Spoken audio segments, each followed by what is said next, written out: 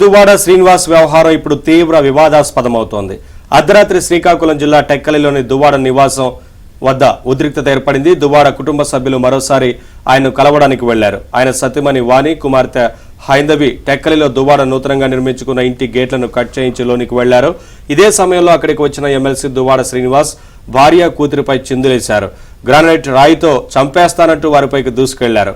అయితే తమకు న్యాయం జరిగే వరకు ఇక్కడే ఉంటామంటూ దువ్వాడ శ్రీనివాస్ భార్య కూతురు నిరసనకు దిగారు.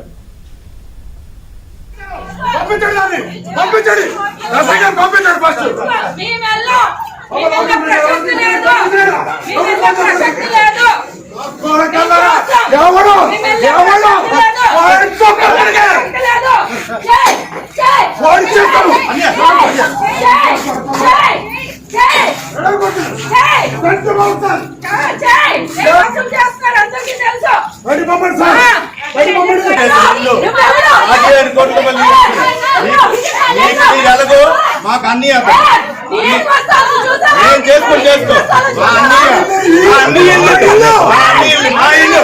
నేను కట్టించాలి. ఇది నేను కట్టించిన ఇల్లు ఎవరేటో తెలుసు. నా దగ్గర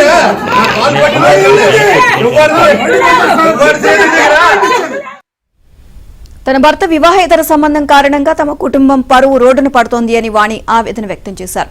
సుదీర్ఘ రాజకీయ చరిత్ర కలిగిన కుటుంబం నుంచి వచ్చిన తాను తన భర్త వేరే మహిళతో స్థానికంగా నివాసం ఉంటూ చేస్తున్న నిర్వాకంతో మదన పడుతున్నాను అని అన్నారు. తన భవిష్యత్తు ఎలా ఉన్నా పర్వాలేదని, తన కుమార్తెల భవిష్యత్తు కోసం ఆలోచిస్తే ఆందోళన కలుగుతోంది అని కన్నీటి పర్యంతమయ్యారు. తన భర్తపై పార్టీ అధిష్టానం చర్యలు తీసుకోవాలని దువ్వాడ శ్రీనివాస్ భార్య వాణి కోరారు.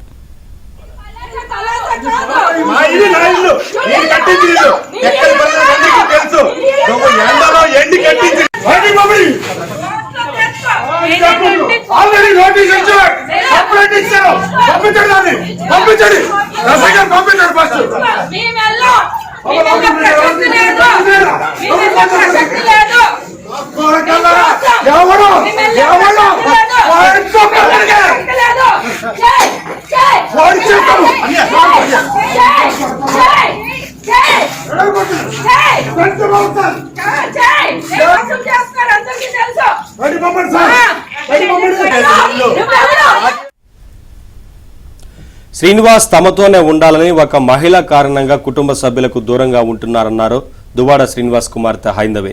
తమకు న్యాయం జరిగే వరకు పోరాడతామని హైందవి స్పష్టం చేశారు.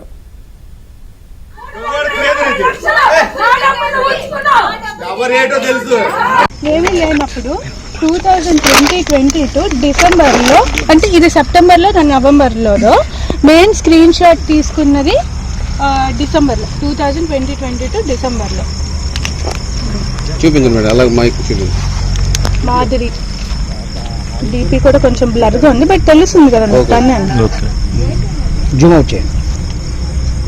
గడప గడపకి వచ్చేది నీకోసమే, ఏంటి యాటిట్యూడ్ అని డాడీ పెట్టారు. మోస్ట్లీ నాకు నీ స్మైల్ చాలా ఇష్టం, నవ్వితే బాగుంటావు, చాలా చాలా హ్యాండ్సమ్. ఏమీ లేనప్పుడు ఇలాంటి మెసేజ్లు ఎవరైనా పెడతారా? ఫ్రెండ్ ఉంది కదా అమ్మ, ఫ్రెండ్ అయితే ఇలాంటి మెసేజ్ పెడతారా? ఓకే, బేసిక్ గా మీరు ఇలా పబ్లిసిటీ చేయడం వల్లనే 2022 డిసెంబర్ ఏంటి అంటే ఆ రోజు స్క్రీన్ షాట్ తీసి మేము మమ్మీకి మెసేజ్ పెట్టాం.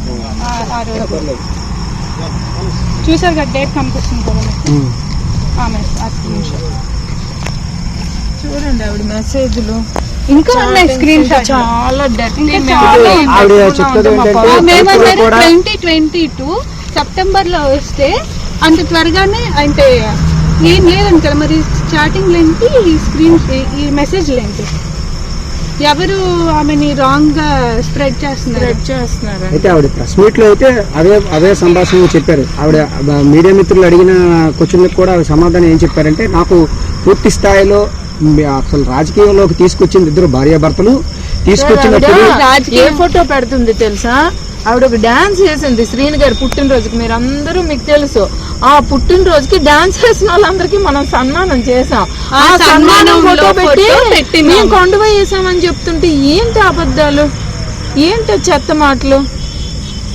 మా ఇళ్లలోకి దూరిపోయి మా అమ్మా, అయితే ఇప్పుడు మీ పిల్లలు అయితే సెటిల్ అయిపోయారు, ఓ పాప డాక్టర్ అయిపోయారు, నాకు ఇంకో వాళ్ళకి పాప సంబంధం మ్యారేజ్ కాదండి. అయిపోయింది. ఆవిడేమంటున్నారంటే మరి నాకు ఒక భవిష్యత్తు ఉండాలి కదా. అసలు లింక్ ఎలా ఉంది? దువ్వాడ శ్రీనివాస్ ఆయన మాకు లీగల్ గా ఫాదర్, ఆయనతో ఉండడానికి మేము వచ్చాం. వాళ్ళ పిల్లలకి మా డాడీకి సంబంధం ఏంటి? వాళ్ళు ఎందుకు వస్తారు? వాళ్ళకి కావాలంటే వాళ్ళ హస్బెండ్ దగ్గరికి వెళ్ళి వాళ్ళ డాడీ దగ్గరికి తీసుకెళ్లి ఫైట్ చేయించమనండి. అక్కడ ఫైట్ చేస్తే లీగల్ గా రైట్ ఉన్నట్టు. ఏం రైట్ ఉందండి? మా ఇంటి దగ్గర మా డాడీతో మేముంటే ఆమెలేసిపోవడం ఏంటి? నాకు అర్థం కావట్లేదు. కొనసాగుతుంది. ఒకవైపు ఏదైతే దువ్వాడ శ్రీనివాస్ అక్రమ సంబంధం నేపథ్యంలో కుటుంబానికి దూరంగా ఉంటున్నారు అనేటటువంటి ఆరోపణ ఆయన ఫ్యామిలీ మెంబర్స్ చేస్తున్నారు.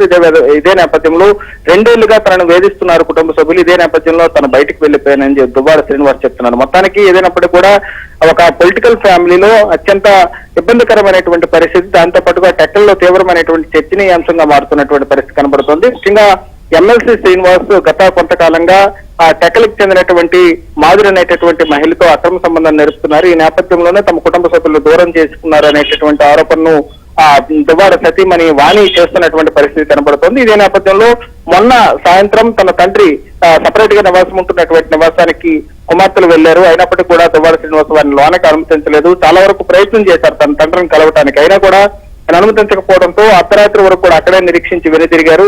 ఇదే నేపథ్యంలో మళ్ళీ నిన్న రాత్రి కూడా దువ్వాడ వాణి అదేవిధంగా ఆమె పెద్ద కుమార్తె ఇద్దరు కూడా దువ్వాడ శ్రీనివాస్ దగ్గరికి వెళ్లారు. ఈ నేపథ్యంలో దువ్వాడ శ్రీనివాస్ ఆ సమయంలో అక్కడ లేకపోవడంతో కొద్దిసేపు వెయిట్ చేశారు.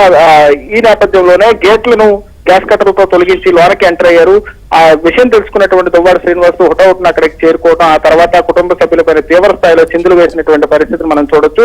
పక్కన ఉన్నటువంటి గ్రెనైడ్ రాయిని తీసి చంపేస్తానంటూ వారి పైనకి దురుసుగా వెళ్ళినటువంటి పరిస్థితిని కూడా చూసాం. ఈ నేపథ్యంలో పోలీసులు రంగప్రవేశం చేసి ఇరు వర్గాలను కూడా నిలువరించేటటువంటి ప్రయత్నం చేశారు. మొత్తానికైతే టోటల్ ఎపిసోడ్ లో 3 రోజులుగా జరుగుతుంది.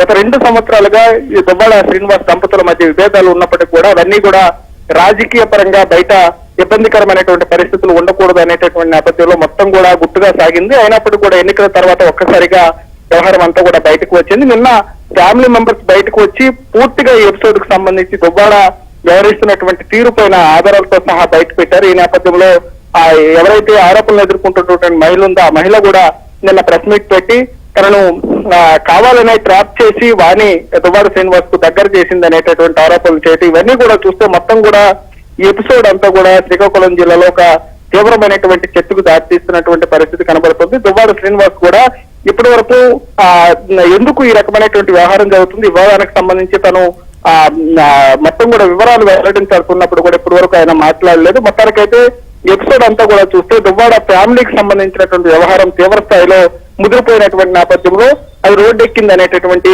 భావన అయితే వ్యక్తం అవుతుంది. Naveen, thank you Ramesh, thanks for the updates.